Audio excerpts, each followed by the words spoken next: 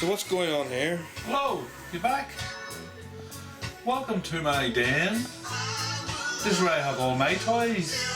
Computer, my record deck, my cassette deck, my CD player. Used to for mixer, but somebody else needed it. And here we create little bits and pieces and do a little bit of business. Printer, computer. This is the heart of things at Birchdale, basically. Any other questions? You got a new device in the post, what does it do? Sound card, it connects up the old traditional turntables and cassette decks, reel to rails. Connects them all up through a USB port. It's basically analog audio to digital audio connection. And does it work? It's working very well. You want to hear?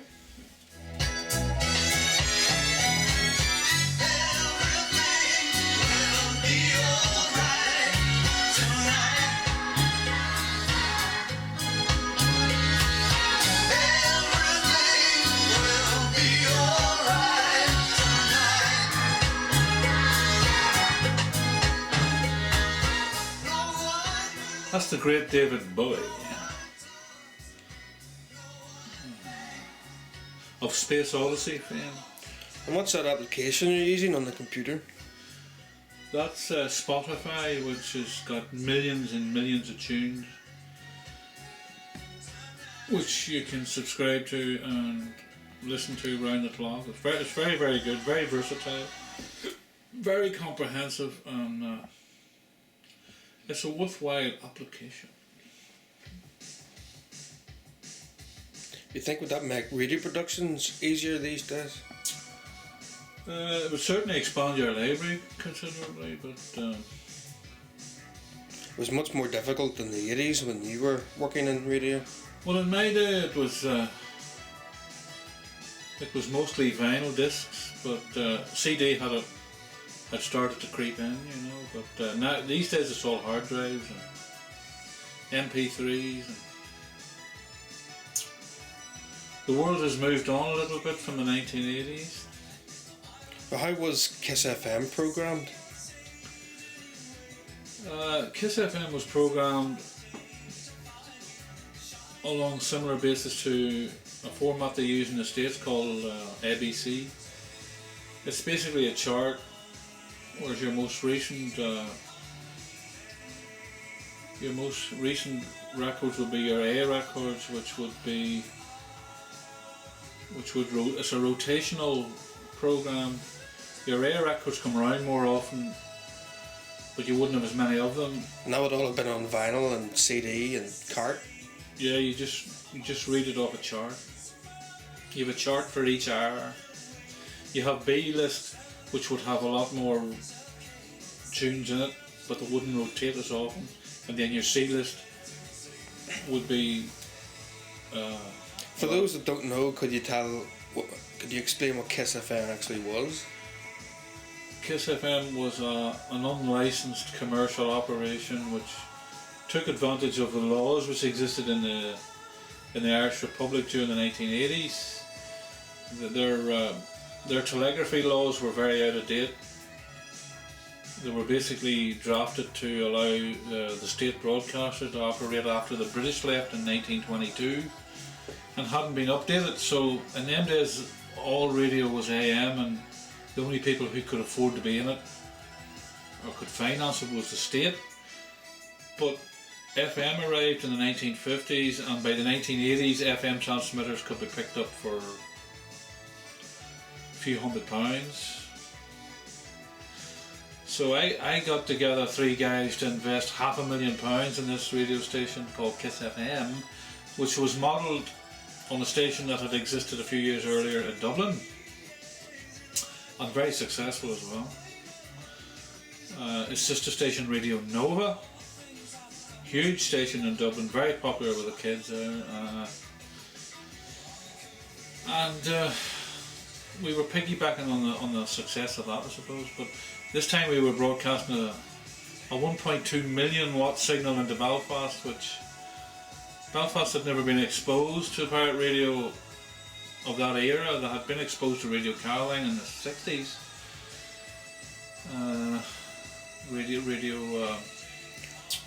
So what forced Kiss FM to go off the air eventually?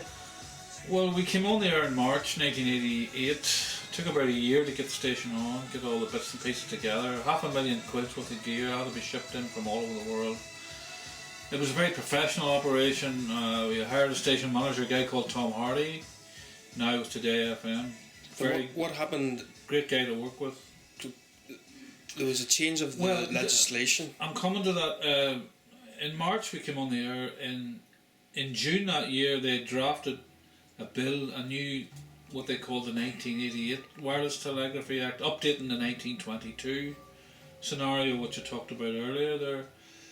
And basically that was the end of an era, because it was a £20,000 fine if you were caught on the air and your equipment seized.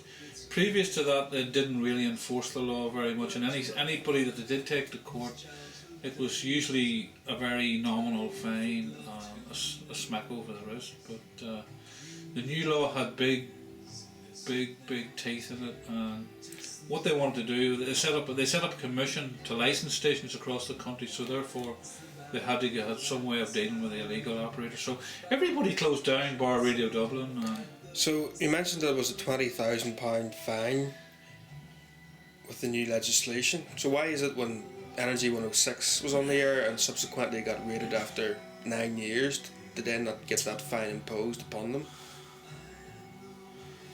Well, I think you'll have to ask the magistrate that one, but the law never was enforced in its full. Those were maximum penalties, you know. It wasn't enforced with any particular vigour, because the vast majority of people closed down. Licensed stations came on and were doing very well, and the pirates had little impact, and there was no. Apart from Energy, which was a biggish signal, there was no other big stations in the country that taken any major money, and Energy didn't take any major money either, because a lot of people just refused to advertise with the pirates for obvious reasons, you know, because they made it illegal to advertise as well. So that kept the big money away from the stations that came on in the 90s. So basically after 88 it was pretty much downhill. It was an exciting and worthwhile era. It was a good thing to do, but it was fraught with difficulty, because getting the money to keep the stations going, paying wages, paying electricity, it was tough work, hard work, and nothing for it. Like nobody appreciated what was going on. The directors couldn't care less. I mean, they were quite cruel. According to Miles Johnson, there was a much more sinister aspect to these pirate radio stations. Sinister? I wouldn't say anything sinister about any of them, but according to he mentions things like thought control and mind control and. Well, no harm to dear Miles. He does tend to be rather flamboyant with his explanations about things, and I use the word flamboyant in brackets. So do you think, is there any percentage of truth? I've no idea. There could be. He talks about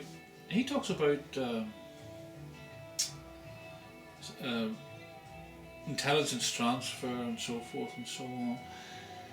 There may be an obscure aspect of that, but there's no evidence to suggest, that there's any connection. It's a rather tenuous connection, to say the least. And in the real world, I would see all the pirate stations and all the pirate operations of radio from this started in the 1930s. But they broke the BBC monopoly in the 1960s with the very successful Radio Caroline, Radio London, Radio 270, Radio Scotland and so forth. And they basically were all taking advantage of loopholes in the law, which they were at sea and nobody could touch them. And then eventually all those loopholes were tightened and everybody was off. So Miles reckons there's some kind of thought process weaving through the whole thing. There may or may not have been. There's no way of proving any of that. There's no way of getting to grips with it. If you want to believe that, fair enough. It's a nice explanation. But have you ever seen any of these black energy creatures in the transmitters? He talks again flamboyantly about these creatures the size of your hand that crawl about and the black slime that they leave all over equipment. And I have been up there on numerous occasions. I've seen nothing. I have seen absolutely nothing unusual at Alien Mountain. Others claim to have him and George Patton claim all kinds of spurious things were going on, but again, there's no evidence, and I think it's all in their own minds. That's my opinion, but I might be wrong. But I never seen anything odd or unusual about the place. There was another spurious claim that LJ had been kidnapped by aliens up there, but I think it was all part of a publicity stunt. Most of those stories were in the 90s and 2000s. You didn't have any of those type of events in '88, did you? Although you did have one encounter with an unidentified object at the end of '88. Oh yes. Well, that's interesting actually. That I've done a BBC documentary on that. There was a UFO seen over Craigavon, and then later that afternoon, about half an hour later, I seen it out the Belfast Road here in Lurgan, and it was a very, very clear disc-shaped thing, very unusual. And an army helicopter crashed that morning into an electricity pylon, and Northern Ireland Electricity were able to give us a grid reference for that crash. And we informed the police as well, but the army up in Army headquarters in Thiefel Barracks, Lisburn, denied all knowledge of it. So I have no idea what happened there, but I definitely seen something which I can't say. It definitely was not an airplane, it was a disc-shaped. And 2 weeks before this happened, Miles sent out some codes with his bleep box that Roland Burke had built for him from the station. It was like a series of dots, like Morse code. And how was that transmitted? Well, that was just transmitted on the regular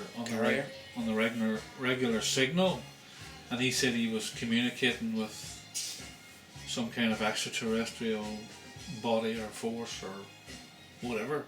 You need to ask him about that. And then 2 weeks later we seen this thing, and it was just before the close down of KISS. So there could very well be some kind of intelligence that exists outside space and time that was trying to communicate with us. See, the radio stations were a great benefit. They're very uplifting things. See, radio of any description is a very not diplomatic. It's a very democratic process. Radio stations are good for democracy. They allow people to communicate their ideas and to others, and the development of radio through the 20th century has been a great benefit to mankind around the world. So if you had countries like North Korea where all the stations are tuned to the state broadcaster, and if you're caught with a radio tuned to anything else, you get 2 years hard labour. If you see it in that context, it certainly gives you something to think about. And the British government have done everything in their power to curtail unlicensed radio. And they seem to be very scared of it, of the power of it, because it altered the course of the 1970 general election in the UK when Radio North Sea International readopted Radio Caroline's name and ran a campaign against the Labour government who had closed down the ships.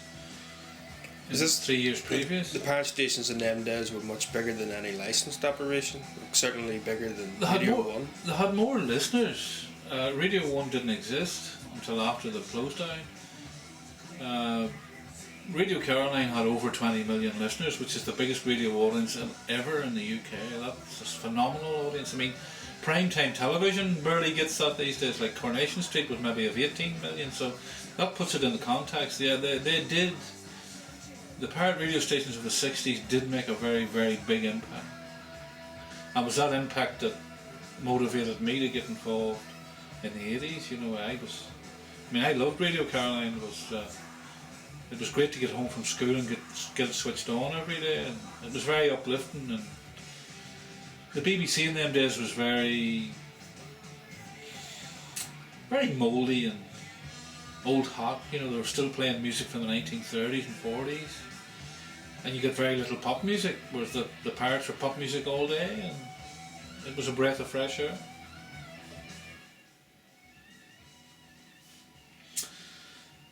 And I'm very proud to have been involved with it all. It was a lot of hard work, a big challenge, but we delivered in the end. I had two and a half nervous breakdowns over it, which I could have done without that. But I also had a business that went belly up, so that probably was a contributing factor to all that. But yeah, it was a strange time to say the least. The negative aspects of it all is not being involved with the new regime. I got involved briefly with the station in Belfast, but There was a strange incident at that station, BCR.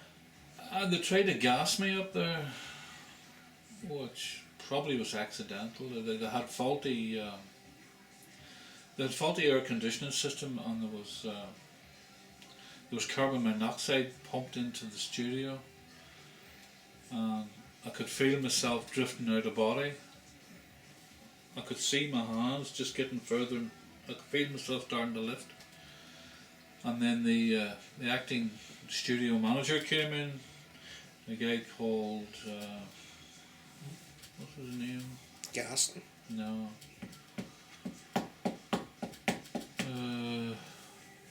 Noel Hindman, hospital radio man. He came in, and I got a breath of air, and I was saved. But another few minutes I could have been a goner, because 6 people were taken to hospital about a year after that. It was similar. It was carbon monoxide mostly. Carbon monoxide poisoning. You can't smell it, you can't taste it. It's very dangerous stuff. So I think it was accidental. I'd like to think it was accidental. Let's put it that way. And then that was me finished with radio. Well, I done a few bits and pieces for Radio Star Country, but they're a bunch of clompets. And if they ever happen to see this, I'm not apologising for that. So that basically was my radio career, all wrapped up in a nutshell. From the early 80s at Hospital Radio in Craigavon, where I met Miles, through Zee 103, KISS FM, and then finished up in Belfast at the licence station BCR. But you also ended up doing a brief stint at 1521. That was very brief. One gig, and a big row erupted because I stayed on an hour, and I hadn't cleared it with Mr. Noland, Stephen Noland, bless him. He never phoned me to clear. He was the acting manager on the ground, and I had cleared it with his boss, but not cleared it with. He never phoned me, and I went in and done the gig, and his boss phoned the next day and went ape shit. That clean mad, called me everything, banned me out of the station. So, but a year or so after that, they were closed up and gone anyway. There was no future for them.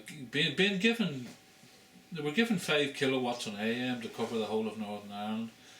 And then the radio authority, after complaints from Downtown Radio, their power was cut to 2 kilowatts, which compromised their saleable signal. and it never was sold properly anyway. A guy called Ivan Tinman was running it with his good lady friend, and basically they just milked it. They had themselves nice holidays and nice company cars, and went bust. There's also a station you haven't mentioned, and that was in '91. There was Radio Nova in Newry. Radio Nova was another. Because even though KISS went off the air in '88, there was still some activity. Radio Nova was the first station back on the air in this area,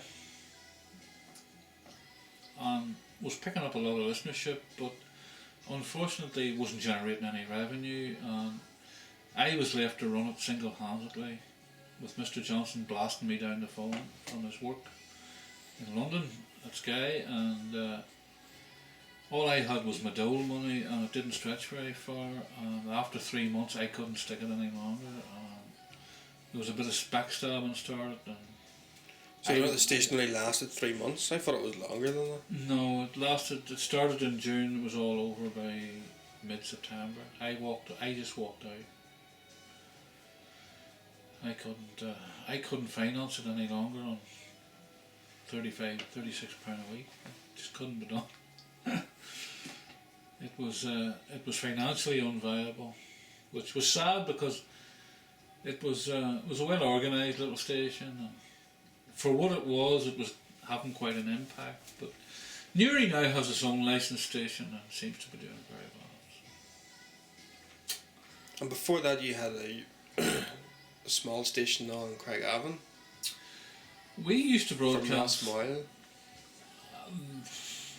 We used to broadcast at the weekends from various locations around the area, because there was little chance of us getting rated on the weekend, so we would go on the air sporadically, but there was no audience, there was nothing.